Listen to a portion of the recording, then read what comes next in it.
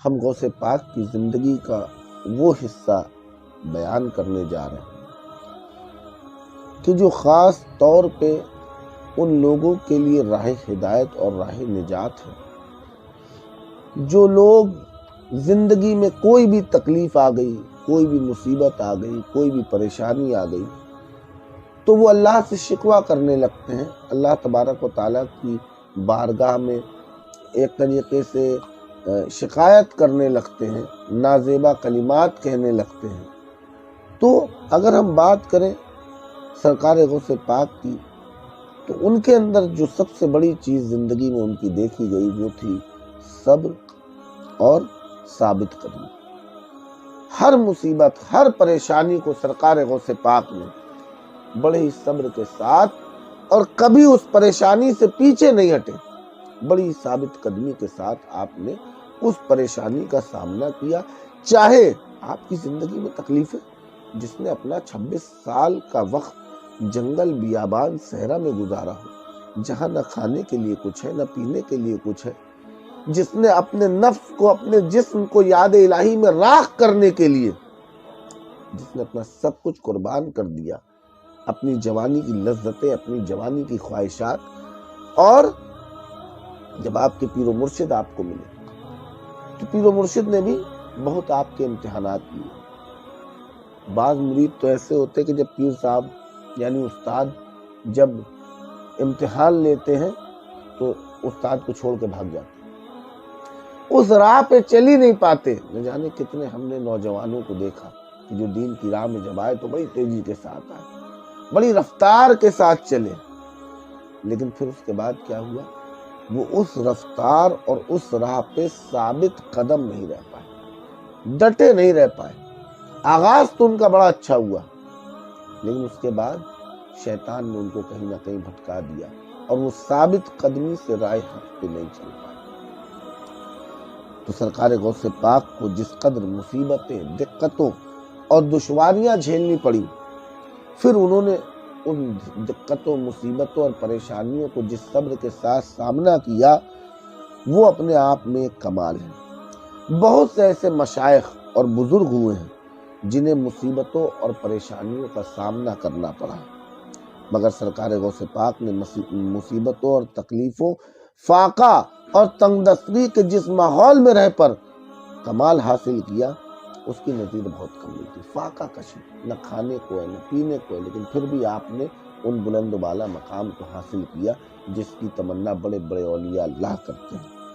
سرکار غوث پاک بہت عقل مند، بڑے محنتی، بڑے صبر کرنے والے، بے خوف اور مستقل مزاج انسان تھے۔ ظاہری اور باطنی علم حاصل کرنے کا آپ کے اندر بہت ذوق تھا، بہت زیادہ شوق تھا۔ دیکھیے، جس کے اندر ذوق ہوتا ہے، شوق ہوتا ہے، وہی منزل کو پاتا ہے۔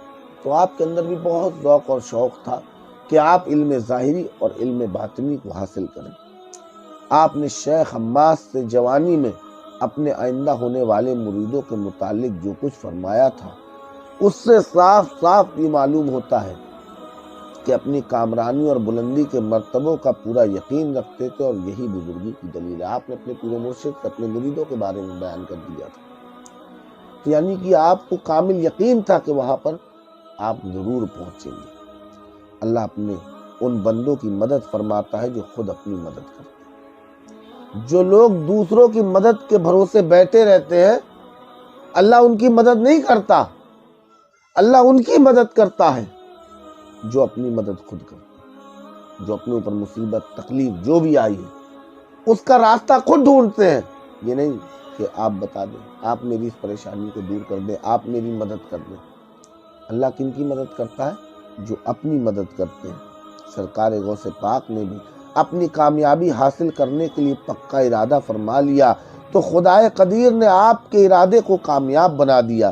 سرکار غوث پاک نے اپنے شروع کے دور میں بڑی ہمت سے کام لیا تو آپ جو کچھ بھی ہونا چاہتے تھے اس سے بھی زیادہ اللہ نے آپ کو بنا دیا۔ حضرت شیخ حماد سرکار غوث پاک کے کیا ہیں؟ پیر و مرشد ہیں۔ حضرت شیخ حماد رحمۃ اللہ علیہ نے آپ کے اندر صرف پختگی پیدا کرنے کی غرض سے آپ کو خوب تکلیفیں دی۔ پیر و مرشد نے تکلیفیں دی اپنے مرید کو، اور ایسے مرید کو جو سب سے قابل تھا، سب سے خاص تھا، اس لیے تاکہ ان کے اندر پختگی پیدا ہو جائے۔ تو شیخ حماد نے سرکار غوث پاک کو خوب تکلیفیں دی، اس لیے کہ آپ کے اندر پختگی آ جائے، آپ مضبوط ہو جائے۔ حد یہ کہ ایک مرتبہ سردی کے موسم میں جاتے ہوئے پل پر سے دریا میں ڈھکیل دیا۔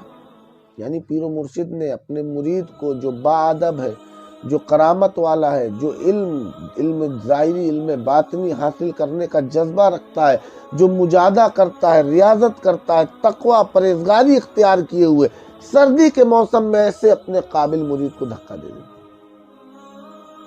آپ دریا میں گرنے لگتے، اسی وقت غسل کی نیت کر لیتے، غسل کر لیتے، باہر نکلتے اپنے پیر سے یہ نہیں پوچھتے آپ نے دھکا کیوں دیا۔ اور کوئی ہوتا بھاگ جاتا، کہتا ہم اتنا عبادت کرتے، ریاضت کرتے، یہ پتہ نہیں کیسے پیر ہیں، ان کو بتاؤ، تکلیفیں دیتے اور کسی کو کچھ نہیں کہتے۔ تو اسی کو تپایا جاتا ہے۔ جب اینٹ، پہلے اینٹ مٹی کی ہوتی ہے نا، اس کو آپ کسی کے سر پہ مار دیں کچھ نہیں ہوگا، لیکن جب اس اینٹ کو کیا کیا جاتا ہے، آگ میں تپایا جاتا ہے، تب جا کے وہ اینٹ مضبوط اور طاقتور ہوتی ہے۔ سونا بھی جب آگ میں تپایا جاتا ہے تب کندن بنتا ہے۔ اسی طریقے سے غوث پاک کے پیر و مرشد نے بھی آپ کے اوپر سختیاں کی، تکلیفیں دی، تاکہ آپ پختہ ہو جائیں۔ اب اس کے بعد سرکار غوث پاک باہر نکلے اور صبر کیا، ایک بار بھی بددل نہیں ہے کہ اپنے پیر صاحب سے پوچھتا آپ نے کیوں دھکا دیا۔ حضرت شیخ حماد رحمت اللہ علیہ کی یہ باتیں دیکھ کر دوسروں کو بھی ہمت ہو گئی۔ دوسرے لوگ بھی سرکار غوث پاک کو دھکا دے دیا کرتے تھے، لیکن غوث پاک نے کبھی کچھ نہیں کہا، کبھی رنجیدہ نہیں ہوئے۔ ایک مرتبہ شیخ حماد کی مجلس کے ایک طالب علم نے سرکار غوث پاک کو کسی قسم کی تکلیف پہنچائی، تو عادت کے مطابق غوث پاک نے صبر سے کام لیا، مگر حضرت شیخ حماد کو اس کی خبر پہنچ گئی۔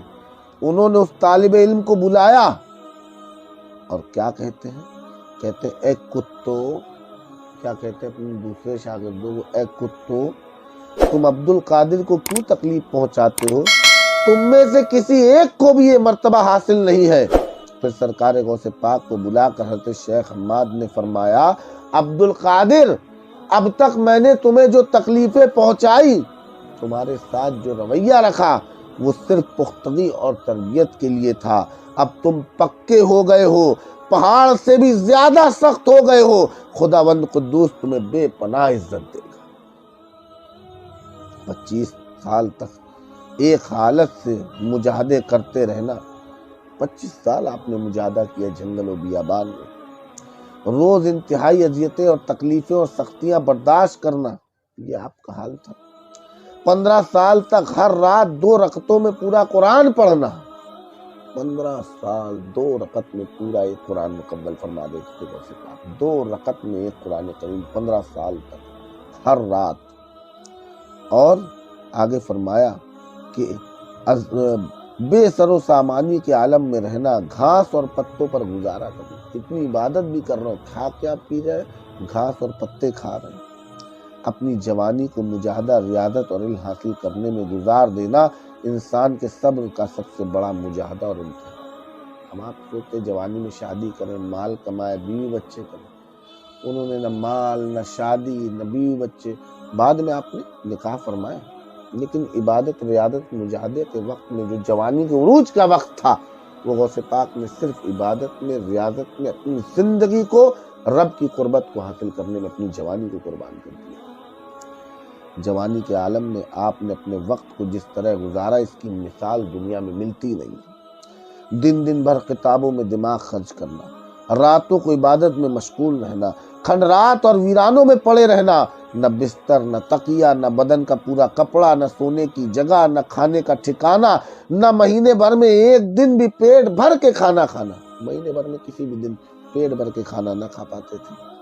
گھر سے آئے ہوئے دینار جو ماں بیچتی تھی، فقیروں کو دے دیا کرتے تھے، اور پھر اپنے دن فاقہ کشی میں گزار، جو ماں بھیجتی تھی وہ فقیروں میں دے دیتے، خود بھوکے رہا کرتے تھے۔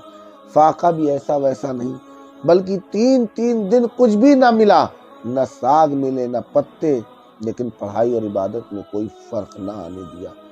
وہ دن بھر پڑھائی کرنا، راتوں کو عبادت کرنا، جب مصیبتیں حد سے بڑھ جاتی اور صبر کرنا مشکل ہو جاتا تو آپ زمین پر لیٹ کے پڑھتے فَإِنَّ مَعَ الْعُسْرِ يُسْرًا إِنَّ مَعَ الْعُسْرِ يُسْرًا، بے شک سختی کے ساتھ آسانی ہے، بے شک سختی کے ساتھ آسانی ہے۔